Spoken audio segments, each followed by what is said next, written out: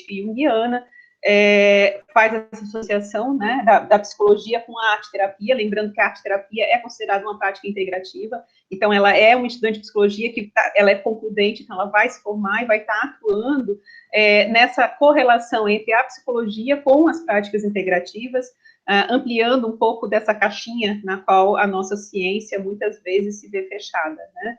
Acho que muitas vezes a psicologia é o próprio mito da caverna, da caverna, né? Que eu não sei se vocês todos têm acesso, mas um outro dia eu conto para vocês o mito da caverna de Platão, para aqueles que não tiveram a oportunidade ainda de ouvir esse mito. Letícia, muito obrigada pela tua disponibilidade, pela tua participação, e a palavra é sua. Vou fechar meu microfone, porque eu vou estar aqui só aprendendo, não estou aqui como professora, certo? Oi, gente, boa tarde. Meu microfone tá direitinho? Tá dando para me ouvir? Ótimo. Estou muito feliz, porque tem várias pessoas com a câmera ligada, isso chega a dar um alívio, assim, no coração. Sabe que eu vou estar conversando com outras pessoas e não com fotinhas, né? Isso é muito legal. Primeiro, eu queria agradecer demais, de coração, pela Michelle ter me chamado. Eu adoro falar sobre esse assunto. E eu estou no estágio com vocês, né? Nós somos colegas de estágio, então, ao invés de dar uma palestra, hoje eu resolvi fazer um formato de roda de conversa. Porque nós somos todos colegas e eu acho que, com certeza, vocês vão ter muito a contribuir para o que eu vou falar. Então, eu queria pedir que, por favor, participem. Eu não vim aqui para ficar falando sozinha, né? Eu espero que vocês possam conversar comigo e até tirar algumas dúvidas sobre o que diabo é arte-terapia, né? Como é que a gente usa isso, como é que a gente usa isso pela internet, o modelo remoto. Então, eu vou começar me apresentando, né? A Michelle já falou, eu sou concludente do curso de psicologia, estou terminando esse semestre, vou sair da Caverna do Dragão finalmente. Muito feliz com isso, estou muito feliz, muito realizada. Eu amei fazer o estágio nesse formato, né? Eu estava super desesperançosa quando começou a pandemia de como é que eu ia conseguir fazer o meu estágio, e a Michelle fez mágica, né, com esse projeto.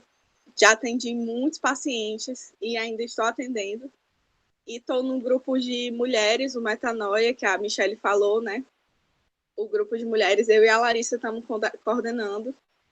E tem sido uma experiência incrível. Mesmo online, tem sido uma experiência muito massa.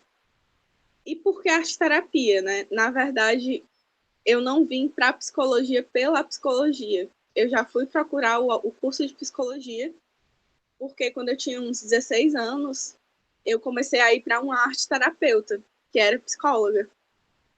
E foi incrível, assim, foi uma mudança de vida, sabe?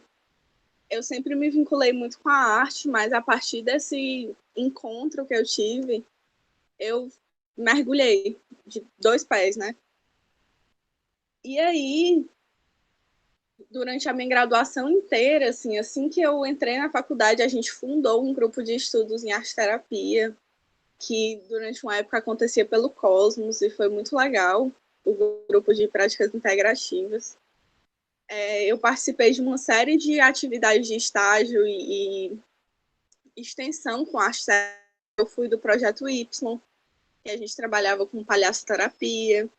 Eu trabalhei num hospital com crianças do Sara Kubitschek, e lá a gente usava atividades lúdicas com crianças com paralisia cerebral. Foi o melhor estágio que eu tive, assim. E eu também participei de um projeto muito bonito, mas era numa clínica de internação de mulheres, né? Então eu fui para esse mundo, é um mundo muito que a gente não vê na faculdade, né? O que acontece nas comunidades terapêuticas, como é que elas funcionam.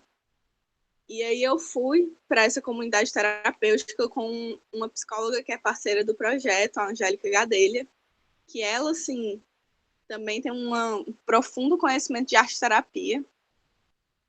E nós duas juntas estudamos bastante e fizemos várias atividades com essas mulheres internadas, né? E foi uma experiência incrível, muito boa. E aí eu venho trazer para vocês algumas coisas sobre a arte-terapia em si, né?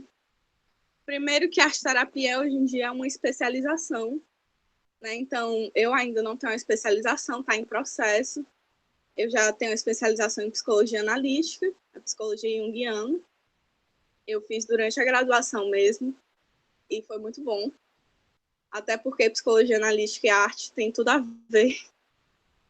E é interessante você pensar, porque a arte-terapia, mesmo ela em si, ela tem muitas mudanças a partir da abordagem com a qual você trabalha.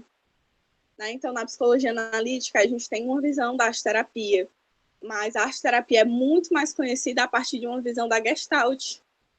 Né? E é super legal também, se você for estudar arte-terapia, você tem que ler os livros da Gestalt também, porque são muito bons, o da Sionai. Eu posso, inclusive, mandar para vocês os livros, todo esse material que eu tenho e que vai ser falado durante a palestra não, né? A nossa roda de conversa,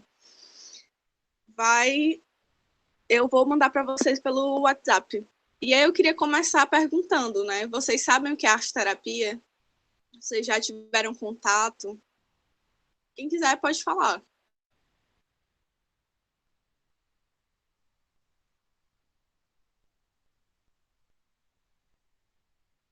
Cuidado que eu sou que nem a Michelle. Se ninguém falar, eu vou começar a chamar nominalmente, viu? Pronto, então posso falar? Meu primeiro Pode. contato, na verdade, com a arte-terapia foi lendo a obra da Anísia da Silveira. Né? Eu fiquei encantada com o uso que ela usava da arte, né, com os pacientes, e não é à toa que a Letícia fala que a arte-terapia ela tem uma vinculação grande com a psicologia da Gestalt e com a Gestalt-terapia, tá? Que são duas coisas diferentes. Com a psicologia da Gestalt, porque é a área da psicologia que estuda as formas, né? E a arte, né? Ela trabalha com formas, e da Gestalt-terapia, porque a Gestalt-terapia ela se utiliza muito de recursos técnicos, e um dos recursos técnicos sempre foi, né, as diferentes formas de expressão artísticas. Então, o meu contato primeiro foi enquanto estudante, fazendo a leitura da Anísia, e aí eu fiquei encantada de como a gente poderia trabalhar com pacientes que não conseguiam externalizar através de uma linguagem continuada e linear, com outras formas de intervenção. E aí a gente via as pessoas pintando, e através da pintura, conceitos eram construídos, mesmo quando ela não conseguia, na comunicação verbal, muitas vezes, articular de maneira organizada, sistematizada e linear, que é aquilo que a gente espera dentro de uma psicoterapia tradicional. E aí depois eu me apaixonei pela Gestalt-terapia, então isso acabou me aproximando, e mais recentemente, quando eu comecei a estudar as práticas integrativas, e vi que no Brasil, né, entre as 29 práticas integrativas listadas no nosso país, reconhecidas pelo SUS, a arte-terapia é uma delas. Justamente, né? Muita gente já conheceu a história da Anísia da Silveira, que é Ave Maria, ela é meu ídolo. Eu não tenho nem outra palavra para usar, gente, porque a Anísia, ela é a minha inspiração de existência. Eu, inclusive, vou mandar um livro para vocês chamado O Mundo das Imagens, que é um livro em que ela vai mostrar para a gente, a partir de desenhos, de esculturas, como é que ela fazia o tratamento com esquizofrênicos, né, com pessoas que não se comunicavam, entre aspas, né, com pessoas que não tinham um pensamento organizado, entre aspas, mas que se tornaram verdadeiros artistas, né? É uma coisa fantástica. Então, eu vou passar para vocês esse livro. O PDF dele não é muito bonito, mas eu vou passar para vocês. Dá para ver as imagens, dá para ler. E, assim, ela desbanca a psiquiatria no primeiro capítulo. É uma coisa incrível, assim. Ela fala de todos os métodos de tortura que eram usados, né? O eletrochoque, a convulsoterapia, tudo isso ela fala, e ela mostrar que alternativa, né, a gente poderia utilizar. Que na época dela ela trabalhava como terapêutica ocupacional, mas na realidade hoje em dia a gente sabe que isso é arte-terapia, né? Pode falar, Leandra. Oi, Letícia. Eu ia perguntar se ela foi pioneira ou se ela foi discípula de alguém que usava, qual é... Eu não sei, né, se eu estou adiantando, se tu ia falar um pouquinho como é o percurso dela por aí. Não, é isso mesmo. Ela foi pioneira no tratamento dela. Tinham 2 outras pessoas no país que faziam também um tratamento a partir da arte, né? Porque a arte-terapia é isso. é utilizar recursos lúdicos como música, poesia, desenho, escultura, gravura, pintura, ilustração, qualquer tipo de desenho artístico ou recurso lúdico, né? Que você vai usar para entrar em questões mais íntimas do paciente. E a Anísia, ela foi uma pioneira. Ela começou a fazer o trabalho dela e só posteriormente ela conheceu o trabalho do Jung, né, que foi muito importante na obra dela. E ela, inclusive, vai para Zurich, onde ela conhece o Jung, e ela leva para lá as imagens dela, as imagens que os pacientes produziam, e é uma revolução, assim, internacionalmente ela fica muito conhecida. Pode falar, Gabriela. Eu queria só voltar um pouco para a questão da arte-terapia em si, né? Fazendo essa transição. Quando tu perguntou, vocês sabem o que é e tudo, agora tu me deu uma definição precisa, porque eu não tinha essa definição tão clara. Desde criança eu também sempre tive muito contato assim com a arte-terapia, sem saber que era arte-terapia. Eu crescia basicamente em uma ONG, sabe? Aí lá eu Nossa, pintava, lá eu tocava, lá eu fazia tudo dessas manifestações artísticas. Então, meu cotidiano era, sim, voltado nesse engajamento com essas atividades. E sempre me ajudou muito, muito, muito, muito no equilíbrio mesmo, na saúde mental, em estratégias de autocuidado. Então, assim, depois que eu fiquei conhecendo, que eu entrei na psicologia, foi que eu, meu Deus, arte terapia, isso existe. Aí eu vi que existe a musicoterapia também. Aí eu, que incrível. Assim, a funcionalidade em si ultrapassa qualquer definição que queira se dar a essa ferramenta de cuidado, né? Era só isso mesmo. você está completamente certa, Gabriela. Eu poderia trazer para vocês 1000 definições do que é arte-terapia, mas nenhuma delas conseguiria explicar tão bem quanto, por exemplo, você vê, né, a arte-terapia agindo. Por isso que eu estou indicando o livro da Nise para vocês, vou botar o PDF, porque é fantástico. Você vê o processo. E você não precisa ter curiosidade por abordagem da psicologia analítica ou psicanálise, não, para você ver o valor disso, né? Na realidade, hoje em dia, a arte-terapia está sendo muito tocada pelo pessoal da cognitivo-comportamental, né? Tem sido muito utilizada a própria escrita terapêutica. Então, não tem essa coisa de abordagem, né? Cada abordagem tem como eu posso falar? Tem um jeitinho diferente de usar a mesma técnica, né? E aí eu ia trazer para vocês algumas peculiaridades da arte-terapia. Por quê? Como toda técnica e toda prática integrativa, você também precisa ter cuidado ao usar, né? Eu ia, inclusive, falar isso para vocês, porque como eu vou ensinar posteriormente algumas técnicas que vocês podem usar já nos pacientes do estágio, mas é importante eu falar que para você ser arte-terapeuta, você não precisa ser artista, mas você precisa ter um conhecimento do material. Por quê? Você pega um paciente esquizofrênico, por exemplo, que ele tem uma questão de fragmentação da identidade. Que materiais você vai botar para ele usar? Você não vai botar para ele pintar com aquarela. Por quê? É um material que se fragmenta. É um material que dissolve. Você vai colocar ele para pintar com, ou para usar, por exemplo, argila. Tem, inclusive, estudos que falam, né, de pessoas esquizofrênicas que brincavam com cocô, porque eles têm essa necessidade de estruturar as coisas, né? Então, a argila é um excelente material para você usar, por exemplo, com pessoas esquizofrênicas, né? Diagnosticadas com esquizofrenia. Mas existe uma série de outros materiais que você vai pensar. Será que esse é o material mais ajustado para usar nessa situação? Eu tinha uma paciente nesse grupo que eu falei para vocês, né? Que ela não se comunicava, entre aspas. Ela tinha levado um tiro na cabeça e ela ficou sem conseguir falar do jeito que a gente fala, né? e com problemas de cognição. Então, ela tinha um pouco de dificuldade de entender o que a gente fazia. E ela tinha problema nas mãos, né? As mãos dela ficavam sempre contraídas. E aí, eu e a Angélica começamos a investigar que tipo de material a gente poderia utilizar com ela. Porque a argila não daria certo, né? Por causa da questão motora mesmo. E a tinta, ela não tinha como pegar no pincel. E ela não se interessava muito pela arte-terapia. Ela só ficava olhando. E aí eu comecei a fazer um trabalho com ela, né? Era Dia das Mães. Aí eu sentei do lado dela, peguei um lápis e fiz assim. Eu comecei a perguntar, tu é mãe? Aí ela fazia que sim. Aí tu tem uma filha? Aí ela fazia que sim. Aí eu perguntava, ela é pequena ou ela é grande? Aí ela fazia, grande. Aí eu comecei a desenhar a família dela.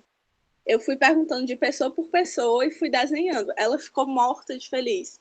E foi a primeira aproximação dela com a arte-terapia. Na semana seguinte, ela foi de novo para a nossa oficina. E aí eu fiz um desenho, né, perguntando para ela o que ela queria que eu desenhasse. Isso, uma paciente que no prontuário tinha dizendo que não se comunicava, viu? Para você ver que, como a partir da arte, você consegue desenvolver muita coisa. E aí eu comecei a testar para ver se ela tinha coragem de pegar em tinta guache, que você lava, né, e sai. E aí no início ela não quis, mas depois ela quis. E aí a gente conseguiu fazer, até que chegou um ponto em que ela mesma fazia o próprio desenho. Né? Então foi uma evolução gigantesca a partir de semanas pontuais de uma atenção bailar. E foi muito incrível, assim. Então, na arte-terapia, especialmente, é importante que você pense em qual material você vai usar, se você vai usar... Por exemplo, você está com um público com ideação suicida. Você não vai fazer gravura, porque eles vão usar o quê?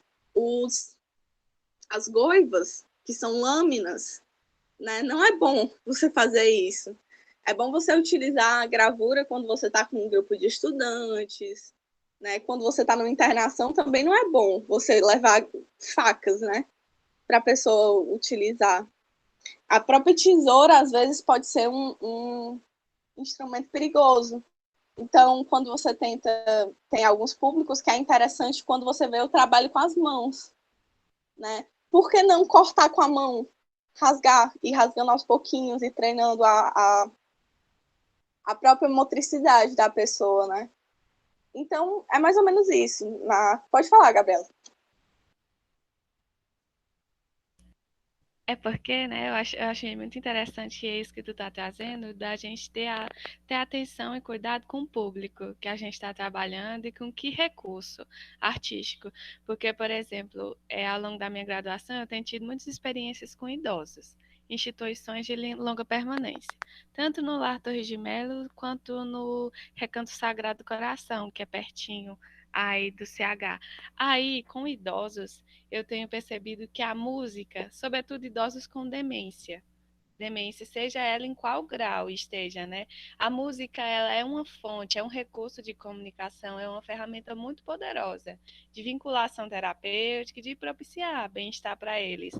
Tinha uma paciente em uma dessas instituições que ela tinha demência em grau moderado, para além do leve, né? Moderado. Então, assim, eu tinha uma dificuldade muito grande de acessar ali como é que ela estava, mesmo vez por outra, percebendo pelo olhar que ela estava muito triste, que ela não conseguia verbalizar o que ela estava sentindo, ela não conseguia sequer, né, ter a dimensão necessária das palavras que usar para dizer eu estou triste por isso e por isso, a convivência não está boa aqui, e as outras idosas apontavam, olha, ela está tendo muito conflito com todo mundo. Então, e ninguém consegue conversar com ela, ver o que, que ela está sentindo, acessar um pouco, né? Essa experiência e ver como é que poderia, como é que eu posso dizer, manusear, né? Fazer um manejo adequado, psicológico, sobretudo, né? Aí com ela, aí assim, eu fui percebendo em vários idosos, por experiências distintas, mas o quanto eles tinham essa dificuldade de serem acessados emocionalmente pelos profissionais da instituição. Aí eu fui estudando, eu gosto muito de música, sempre gostei de música. Aí eu fui estudando música em demência, a influência de música em demência. No Brasil, a literatura é muito reduzida, tem pouquíssimos artigos sobre. Mas, assim, Alemanha, Suécia, outros países, assim, tem produções, assim, riquíssimas, riquíssimas, riquíssimas a respeito. Aí eu comecei a tentar entrar em contato com alguns amigos meus de Fortaleza, que eram músicos e tudo, e que se eu os convidassem para participar de algum momento como os que eu estava planejando com esses idosos, com músicas que eram da época deles, com músicas que o fizessem ter acesso a memórias afetivas e que o fizessem se sentir minimamente melhor, né, naquele ambiente, porque uma instituição de longa permanência costuma ser um ambiente um pouco complicado. Às vezes você vê por fora e pensa que ali é perfeito, tem alimentação, tem onde dormir, pronto. Não é isso, né? Não é bem assim, porque lá, de certo modo, eles estão em um certo isolamento. Então, eles precisam mais ainda que a gente propicie ferramentas de cuidado. Aí eu pensei, eu tive a ideia de conversar com os amigos meus e convidá-los para a gente fazer uma roda de som com esses idosos. Inicialmente eu mapeei com esses idosos quais eram as músicas preferidas deles, se eles tinham alguma recordação específica, se eles gostavam de algum grupo específico, o que aquilo despertava. Eu fiz um levantamento, passei para os meus amigos. Eles fizeram todo tipo um show, sabe? Estruturado com esse tipo de música e tudo. E aí a gente fez um encontro grupal, eles tocando essas músicas. Gente, foi impressionante. Diversos idosos que eu nunca tinha escutado um oi, sabe? Que eles nunca tinham olhado para mim, mesmo eu falando boa tarde, porque é muito complicado o contato com idosos, principalmente que estão em estado demencial, né? E aí foi impressionante. Algumas começaram a dançar lá, outras cantaram as músicas sem, assim, sem gaguejar, recordando perfeitamente a música. E assim, foi nítido, foi muito nítido o quanto aquilo, quanto a música em si possibilitou ali um acesso às memórias afetivas e um resgate mesmo do bem-estar, de algum modo, assim, nesse sentido. Então, eu achei muito importante essa colocação que tu trouxe, da especificidade do recurso a ser usado a depender do público e do que a gente está querendo trabalhar, né, a respeito. Perfeito, Gabriela. Exatamente isso, assim. Quando você vai trabalhar com alguém, com arte terapia, você tem que pensar muito bem, né? Por exemplo, quando você está com idosos, às vezes a música é muito, muito melhor do que, por exemplo, tinta. Porque eles não gostam de pegar, eles se sentem infantilizados quando você coloca eles para tinta, né?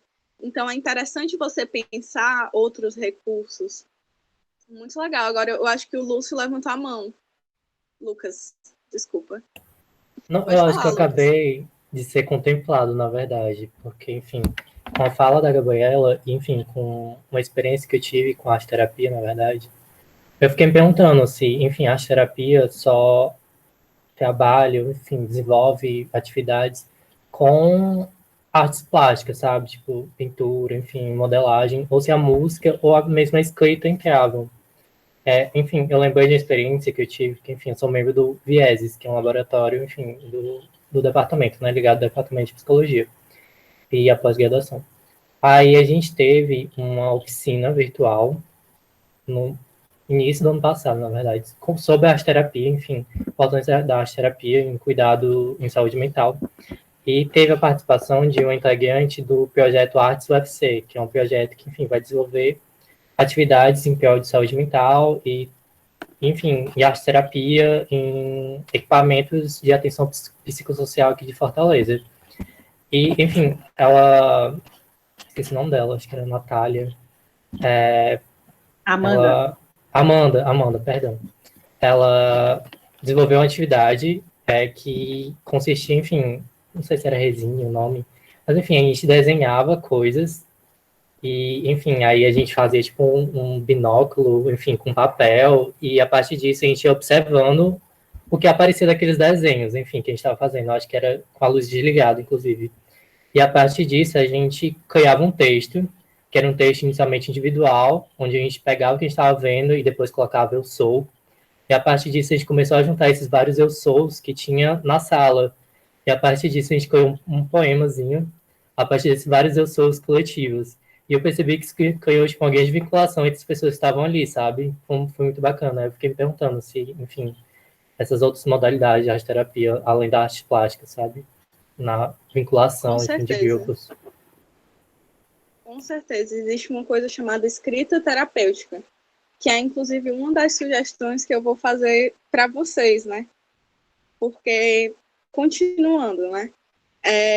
Muitas coisas que você pode usar na sessão são arte-terapia e você nem se toca, né? Eu, por exemplo, já muito de estilo, mas eu, por exemplo, eu sou uma pessoa muito ligada em poemas. Então, às vezes, eu estou conversando sobre algum assunto como fraterno, e aí eu digo assim, olha, tem um poema sobre isso, eu posso te mandar. E aí, na semana que vem, a gente conversa sobre ele, que tal? E aí, além de poemas, né, que nem todo mundo é obrigado a conhecer poemas para atender, mas você pode mandar músicas, contos de fada, crônicas. Uma coisa que eu sempre faço, quando eu estou com meu fraterno, normalmente na primeira sessão, é perguntar o que ele tem feito no tempo livre, né, e perguntar, você assiste série? Você assiste filme? Você está lendo algum livro? Porque muitas vezes a vinculação com ele pode vir a partir desses materiais artísticos, né? Eu tenho um caso que eu ainda estou atendendo, de uma paciente que ela é muito fechada. Ela é muito fechada e ela fala que ela não gosta do silêncio. Então, ao mesmo tempo que ela não fala, ela não gosta do silêncio. E aí, nas primeiras sessões, eu perguntei, né? E aí, tu tá assistindo alguma coisa? Ela falou, eu tô lendo um livro antigo, que eu tô retomando a leitura e assistindo uma série antiga que eu também gosto. Eu, qual série? Gilmore Girls, a minha série favorita. E aí eu fui, e tu gosta de quais personagens? Com quais personagens tu se identifica, né? Muitas vezes a gente tem, por exemplo, chegam pacientes, muitas vezes adolescentes, por exemplo, que são viciados em anime. Né? É interessante você, quando descobre que o paciente tem interesse em alguma coisa, você dá uma investigada, né? O que é aquilo e tal, quais são os personagens importantes. Eu tive um paciente que ele era ainda adolescente e ele estava muito vidrado em La Casa de Papel.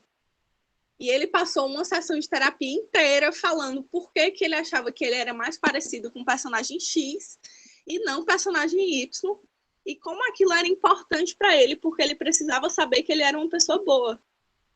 Então, assim, é muito interessante, né? Então, a primeira dica que eu dou para vocês é: conversem sobre arte.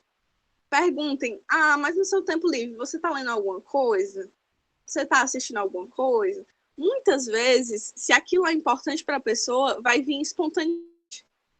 Ela vai falar espontaneamente. E aí eu estava muito ocupada, então eu fui assistir a série que eu gosto. Aí você pergunta, qual é a série? Às vezes você conhece, cara. Muitas vezes. Né? Então, primeira coisa da arte-terapia é esteja ligado com cultura pop. Michele falou aqui, ó. Conceito de arte. Eu vou ler. A arte é uma forma de ser humano expressar suas emoções, sua história e sua cultura. A arte pode ser representada através de várias formas, em especial na música, na escultura, na pintura, no cinema, na dança, na literatura, etc. Exatamente o que a Michele colocou. Né? Então, muitas vezes, você vai, a partir de músicas, poemas, de séries, de livros, você consegue ter um retorno super interessante do paciente. Né? E aí eu queria passar para ensinar algumas atividades para vocês. Por enquanto está tudo tranquilo?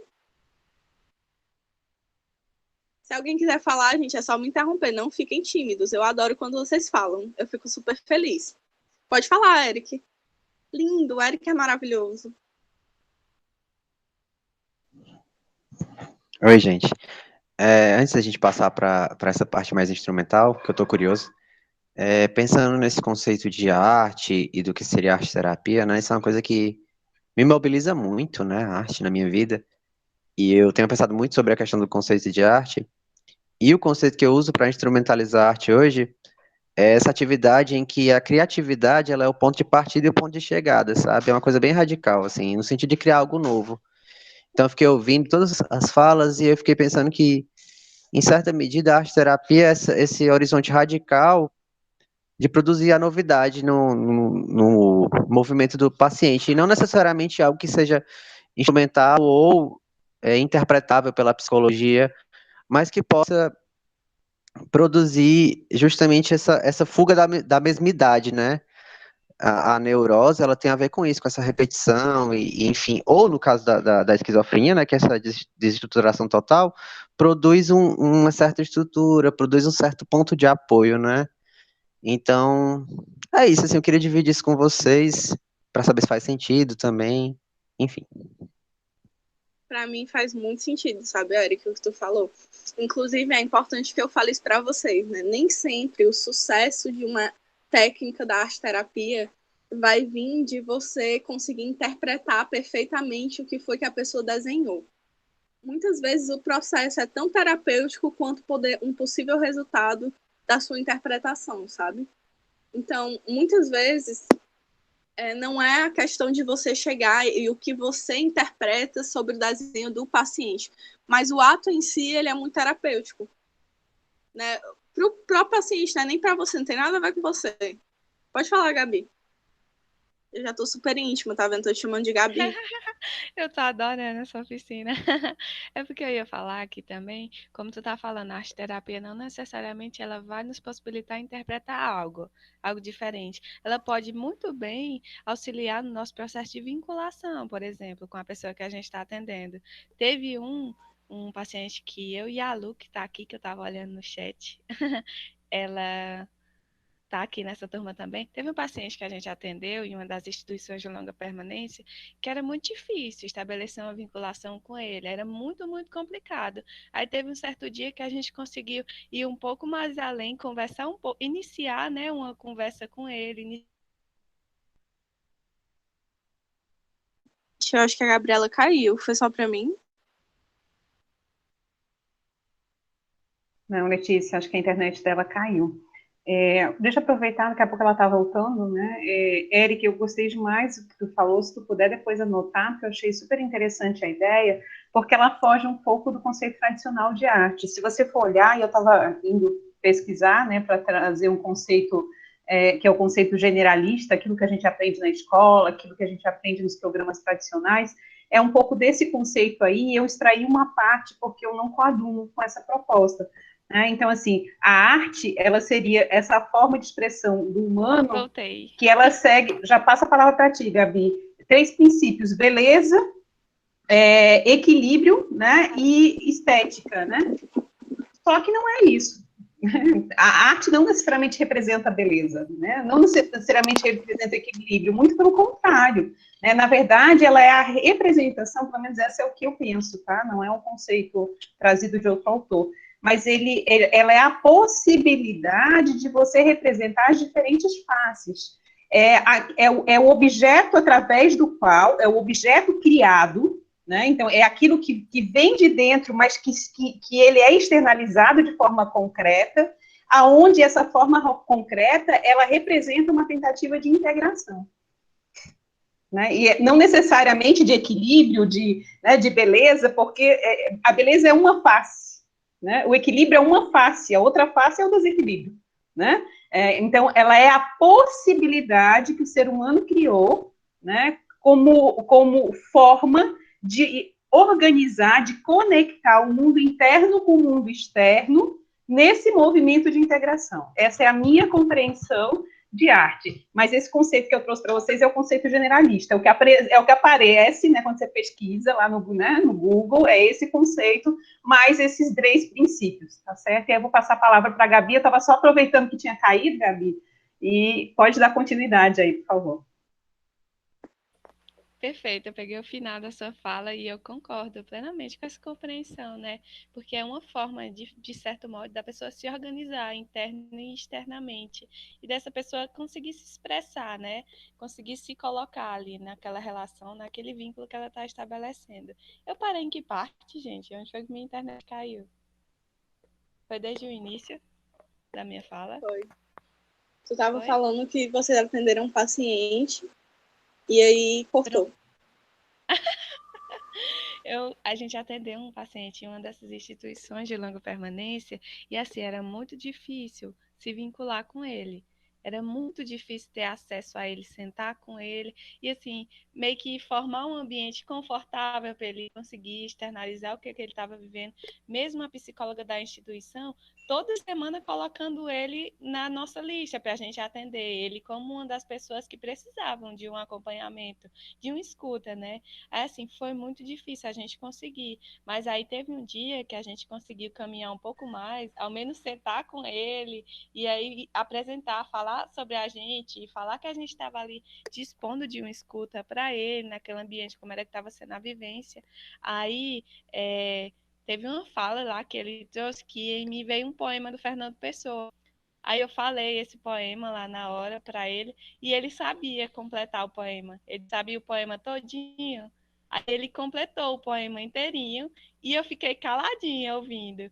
Aí ele terminou e ele falou, triste, né? Aí eu, triste, mas o momento tá sendo lindo. E assim, esse poema foi a forma de vinculação que a gente obteve com ele. Porque a partir disso ele já falou pra gente que ele também escrevia poemas, porque era através de poemas, a poesia, que ele conseguia ali expressar minimamente o que ele conseguia viver.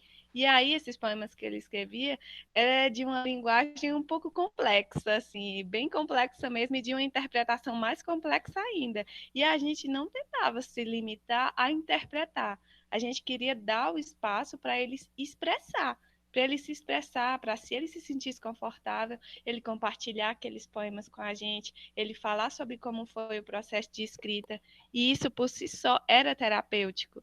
Isso era o uso da arte-terapia. Então, eu queria só trazer aqui essa importância da arte-terapia, não só no processo em si, não só na interpretação do que a pessoa está trazendo, do que a gente está propondo, é muito mais abrangente o significado, como a Michelle trouxe, e pode servir, inclusive, para vinculação. É isso. Perfeito. O Eric? Eu ia pedir para a Michelle colocar no chat aí a definição dela, já pedi no chat também, e eu esqueci o que eu ia falar, tava prestando atenção no que a Gabi tava falando e aí acabei perdendo, mas tudo bem. Perfeito. Quando você lembrar, você fala. Pois é, gente. Então, assim, pode falar, Lucas. Na verdade, foi algo que, enfim, começou, enfim, a discussão sobre a definição de arte, e eu comecei, tipo, a associar, na verdade, a uma experiência que me contaram em uma disciplina, enfim, sobre psicanálise, e também sobre oficinas, que, enfim, com jovens, etc., de periferias, enfim, de bairros que, enfim, são marcados pela criminalidade, violência, que é muito comum, enfim, levar esses instrumentos de arte, enfim, que é potente, muito potente, né?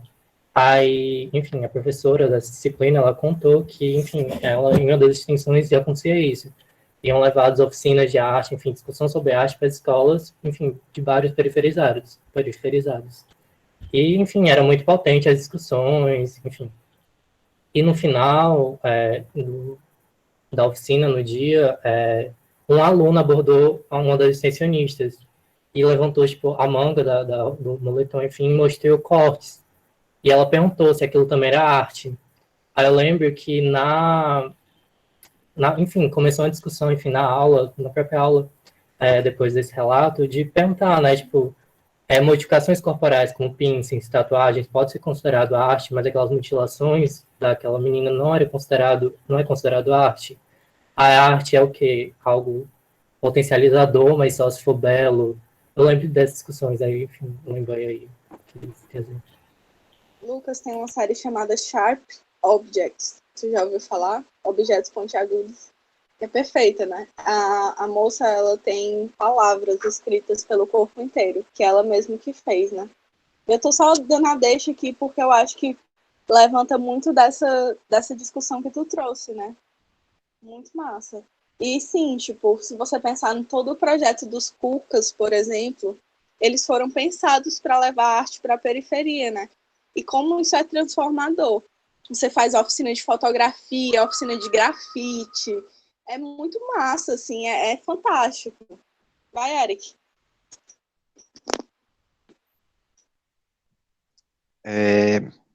A partir do que a Michelle falou, e isso que o Lucas falou também, achei muito, muito interessante, porque joga a gente para um lugar no qual a gente poderia e deveria ficar de não essencializar as coisas, sabe?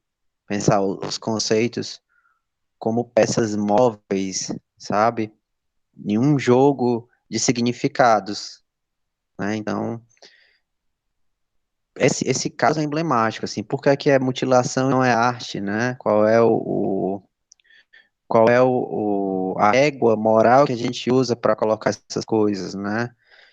E pensando no questionamento que a Michelle fez, essa noção do belo, do equilíbrio, é uma noção renascentista, né, de arte, né, que tenta retomar uma coisa clássica grega e que às vezes a gente continua preservando, né, até nos setores mais conservadores a gente vê, assim, esses deputados ridículos compartilhando arte contemporânea comparada com a arte neoclássica, né, e ficar tipo, isso é arte, isso aqui é que é arte, né, esse tipo de coisa. Essa discussão dá muito pano pra manga, né, dá pra gente ir passar só o resto da oficina falando disso, mas o que eu queria sintetizar disso tudo é justamente a gente começar a operacionalizar os conceitos de maneira mais móvel, assim, para entender o que é que cada coisa se implica e tentar até desvendar qual é a nossa equação pessoal, né?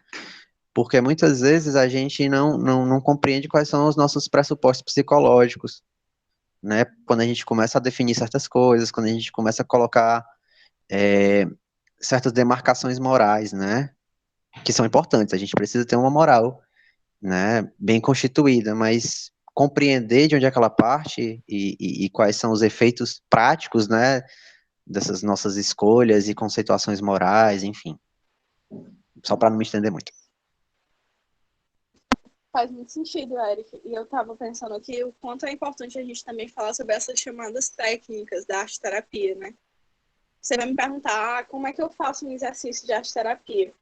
Eu vou dizer o que eu faço, né? Eu procurei conhecer muitas técnicas, né? Procurei ler livros sobre isso, eu tenho inclusive alguns livros para indicar para vocês, para quem tiver curiosidade. Li o trabalho da Nise, mas uso isso com muito cuidado, né? Muitas vezes faço um uso intuitivo, né? O que eu acredito que se encaixa melhor nessa situação, a partir da individualidade do paciente, né? Então, não é porque eu vou mostrar para vocês um exercício agora que ele vai se encaixar com qualquer paciente, mas vai se encaixar com algum, né? Então, é importante muito pensar sobre isso. E aí eu vou para as atividades, né? A primeira atividade é muito simples. Muitas vezes você tem pacientes que estão em relacionamentos, né? Nesse caso, normalmente eu mando para jovens mulheres que elas estão em relacionamentos muitas vezes abusivos e elas estão se questionando, né? E aí existe um poema que eu vou mandar para vocês também mais tarde, que é O que é o Amor. Ele é um poema da Rupi Kaur, que está muito famosa. Eu não sei se vocês conhecem Rupi Kaur, Rayane Leão. São poetas que são contemporâneas, que estão muito famosas, muito conhecidas. Ó, a Gabriela conhece. Eu acho que ela me mandou coraçõezinhos, né? E é super interessante você usar eles na sessão mesmo, assim. Muitas vezes, quando eu vejo essa questão do relacionamento, eu pego e mando para as pessoas um poema que eu vou mandar para vocês, chamado O que é o Amor. Né? E eu pergunto, durante a sessão, o que é o amor para você? E aí, muitas vezes, as pessoas falam o que é o amor em relação às outras pessoas, né? Mas não falam o que é o amor em relação a si. Então, é uma pergunta-chave, né? Uma coisa, eu tenho um amigo, Sávio, que ele fala que é um estilo muito meu, né? Mas é uma pergunta muito chave, você virar e perguntar o que é o amor, né? E aí, eu normalmente mando esse poema quando acaba a sessão, e peço para a gente conversar sobre ele na sessão seguinte. E aí funciona muito bem, assim. Eu estou usando o exemplo desse poema, que vai ser melhor ilustrado quando vocês lerem o poema. Obviamente, eu não quis trazer para não ficar muito extenso a fala, mas é apenas um dos exemplos do que se pode fazer, né? Que é, você lembra de um poema, por exemplo, eu estava conversando ontem com um amigo meu, o Nicolas, que a gente levou um mesmo poema para a nossa análise, que é o Quando Vier a Primavera, Se Eu Já Estiver Morto, do Fernando Pessoa. Né? Muito bom, o Eric conhece, estou vendo aqui pela carinha dele. E aí, é um poema muito legal de se conhecer, né? Então, essas coisas bem famosas, né? Fernando Pessoa, Carlos Drummond, esses artistas mais contemporâneos, é muito legal de você conhecer e usar mesmo no setting terapêutico. Agora, tem uma técnica que é mais ou menos a técnica mais básica de arte-terapia de todas. E que eu vou ensinar para vocês e vocês podem fazer. Certo? Uma vez eu estava com um paciente minha aqui, né, pela internet, dessa mesma posição que eu estou com vocês, e eu vi que ela ficava o tempo todo com uma caneta e um lápis, anotando as coisas que a gente falava na sessão. Aí eu lancei para ela, vamos fazer um exercício? Aí ela disse, bora. Aí eu disse, desenhe uma coisa que te simbolize. Só isso, pode ser um objeto, pode ser, não precisa ser bonito, tem que sempre falar isso, gente, porque as pessoas ficam tímidas quando você pede para elas desenharem. Você sempre tem que falar, não precisa ser bonito, desenha para mim uma coisa que te simbolize. Aí ela foi e fez na hora, né? O que era que ela fez? Ela fez um passarinho com asa quebrada. E aí eu disse assim, agora vamos brincar, vamos fazer um jogo. Eu vou te fazer perguntas, e tu responde como se tu fosse esse passarinho. E aí ela disse, tudo bem. Aí eu comecei a perguntar, por que o passarinho tá com a asa quebrada? O que foi que aconteceu? Aí ela foi me dizer que era o peso. O peso do mundo estava quebrando a asa dela. E aí a gente continuou desenvolvendo essa conversa entre eu e o passarinho de asa quebrada, né? E foi super interessante. Ainda usando esse mesmo exercício, eu vou dar outro exemplo. Uma vez eu estava com um paciente, dessa vez foi presencial, e aí eu cheguei e pedi, vamos fazer um exercício. Ela disse, vamos. Desenha para mim uma coisa que te simbolize. É sempre isso, né? A gente tenta usar essas palavras. De desenhe para mim uma coisa que simboliza você. Aí a pessoa desenha. Nesse caso, a pessoa desenhou um balão de ar quente sem o ar quente, sem o fogo. Interessante, né? Aí o segundo passo é, agora eu vou te fazer perguntas e tu responde como se tu fosse o balão, tá certo? Rapaz, eu acho que esse foi a vez que eu mais vi o efeito dessa técnica. Foi fantástico. Vocês têm alguma dúvida sobre ela? Não sei se eu estou me fazendo clara. Eu tentei dar 2 exemplos aí sobre a mesma técnica. Foi bem claro. Foi? Que bom. Teve alguma vez que não rolou, tipo, a pessoa, ou tu usou ela menos e aí todas deu certo? Porque eu tô numa extensão com crianças, agora elas estão meio que naquela idade, né? Tem umas que são mais novinhas e tem umas que já tem 15, 14, 13 anos. Algumas já estão passando para a adolescência. Que a gente coloca, né? Vocês querem fazer algum comentário sobre tal coisa? A gente fez uma nuvem de palavras no último encontro que teve com elas virtual, porque a gente está a fim de fazer oficinas temáticas para trabalhar temas tipo redes sociais, homofobia, LGBTfobia, né, no caso, etc. Aí elas ficam sempre muito tímidas de dizer qualquer coisa, tipo, até na nuvem de palavras, gente, qualquer palavra que sai à mente quando a gente fala de saúde mental. Aí sempre sai um tia, não sei. Tia, vou botar qualquer coisa. Tia, pode repetir a palavra? E aí eu tô aqui pensando, né, essas técnicas, as músicas, etc, o que eu posso, pensando no que eu vou fazer com elas depois lá na extensão. Porque esse grupo é um grupo muito assim, a gente já foi lá, né, eu entrei um pouquinho depois, mas o Maquinarias, ele já surgiu com a proposta de sair do institucionalizado, sair do modelo escolar. E esse grupo, responde muito bem a esse modelo. Eles aprendem muito mais com o corpo, muito mais em movimento, com a brincadeira, com o lúdico. Quando a gente tentou uma proposta um pouquinho diferente, que era aprender roteirização, sentados lá em uma roda, porque era outra pessoa falando, não era a gente. Aí ele colocou esse modelo, o grupo depois mostrou, tipo, né, isso aí não é o que a gente queria não, sabe? Foi o que a gente pediu, mas não foi o que a gente pediu. Eles queriam a oficina de audiovisual, mas não queriam naquele modelo.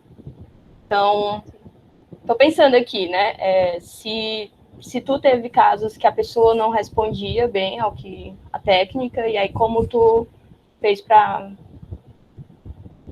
Enfim, deu para entender minha pergunta? Ficou confusa. Deu para entender, sim. Até hoje, comigo, essa técnica ela não falhou, por incrível que pareça, né? Os pacientes sempre responderam muito bem.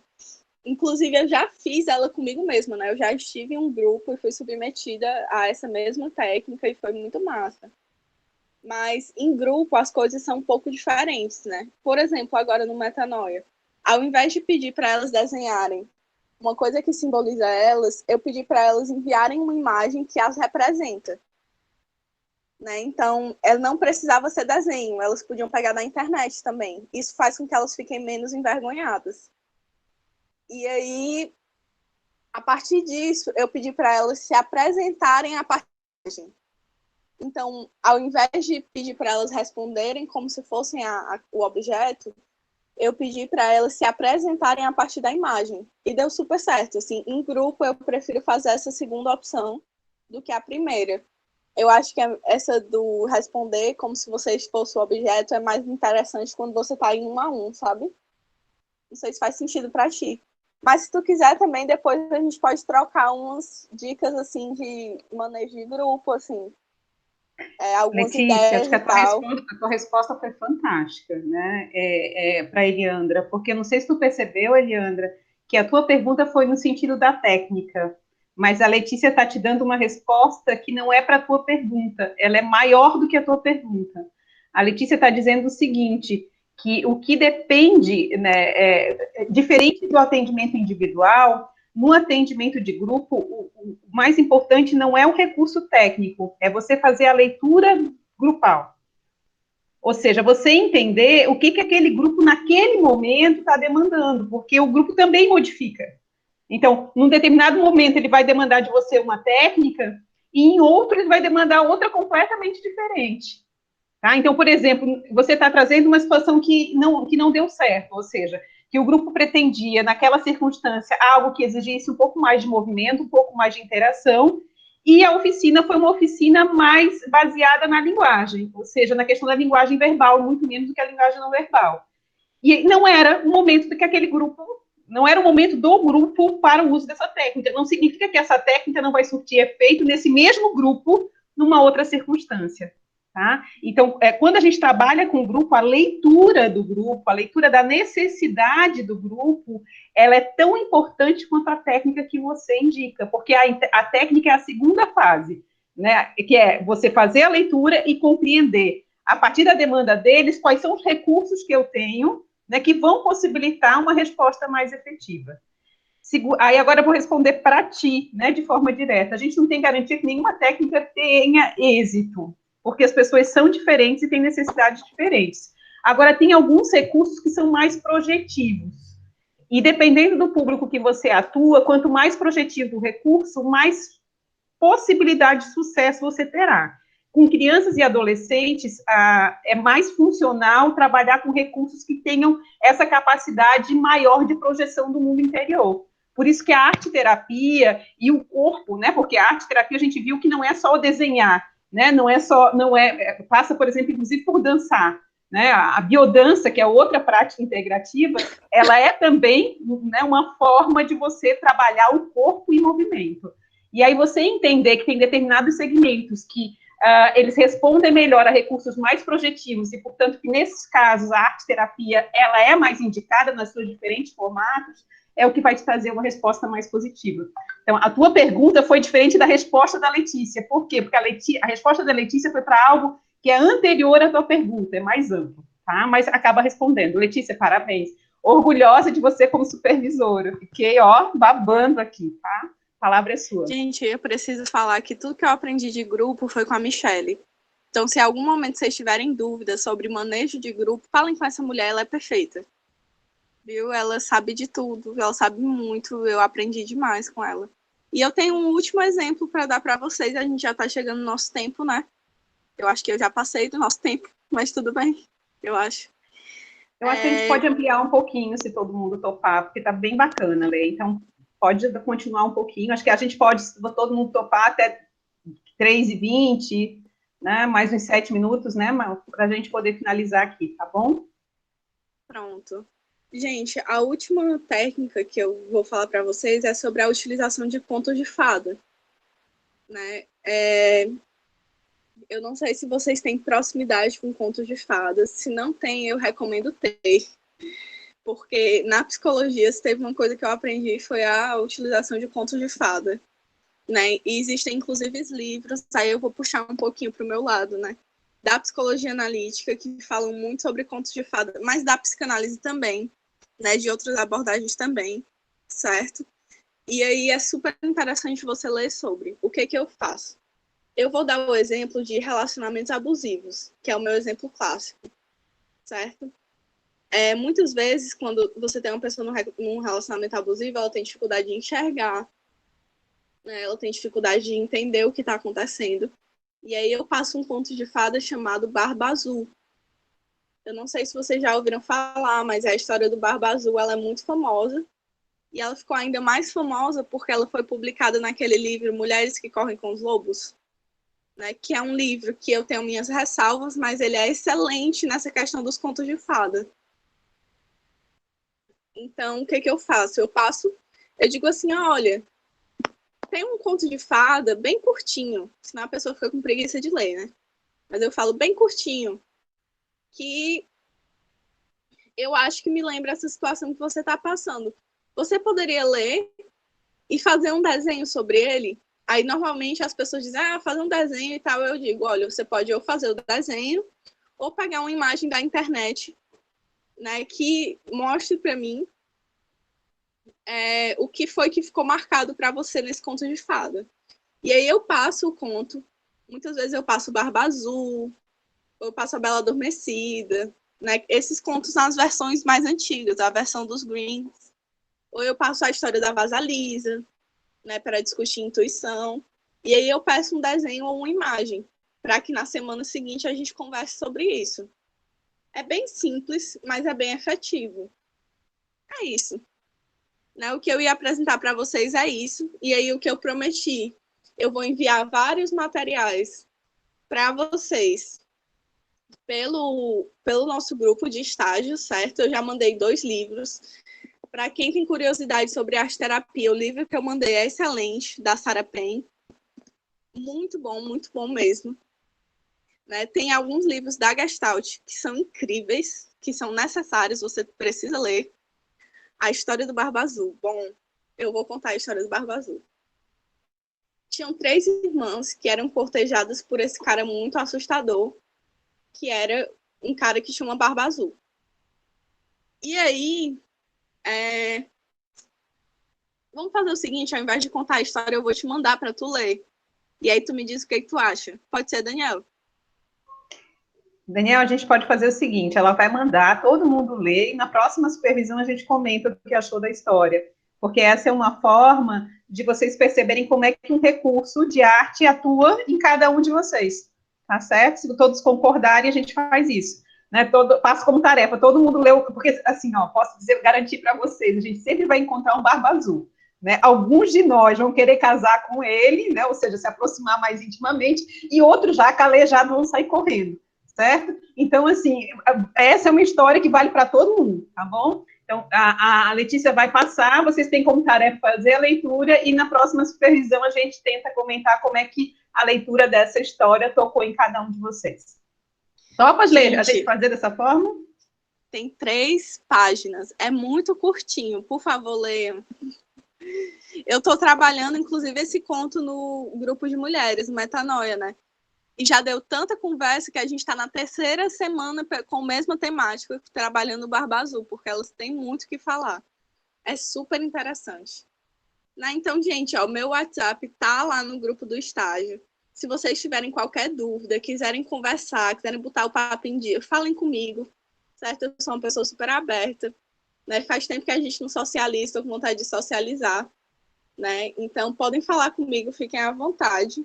E eu queria dizer que, no mais, foi um prazer estar aqui com vocês. Estou muito feliz. E a gente se vê na próxima supervisão, que eu também vou estar. Obrigada, viu, Letícia? Foi incrível. Ai, obrigada. Lê, foi muito legal, acho que você foi muito prática, né? Então, assim, você trouxe vários exemplos que são exemplos daquilo que você já experimentou, daquilo que deu certo, trouxe algumas coisas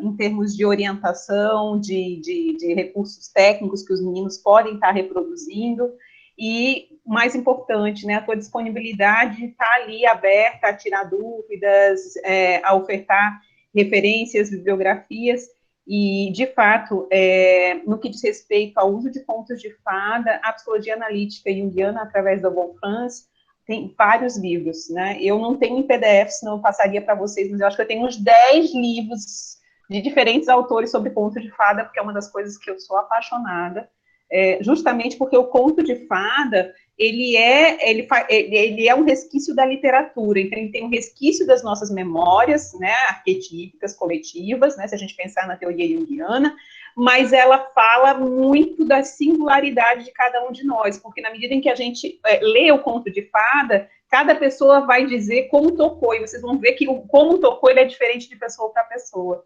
E ele é altamente projetivo, justamente porque traz esses elementos lúdicos da infância de cada um de nós, né? Quem não ouviu falar sobre monstros, sobre bruxas, sobre heróis, né? Sobre jornadas, sobre quedas, né? Sobre levantar-se, sobre vitórias, né? Sobre objetos mágicos, né? Então, todo esse repertório simbológico, né? Porque são símbolos, eles falam de histórias que não acessam só o nosso consciente, mas acessam também o nosso inconsciente e provocam transformações. Tá? Então, muito legal ter terminado essa nossa oficina de hoje falando sobre contos de fada e passando uma tarefa para vocês, tanto os alunos de prática como de estágio, de vocês lerem esse continho curto, o Barba Azul, para na próxima semana, na supervisão, a gente tocar.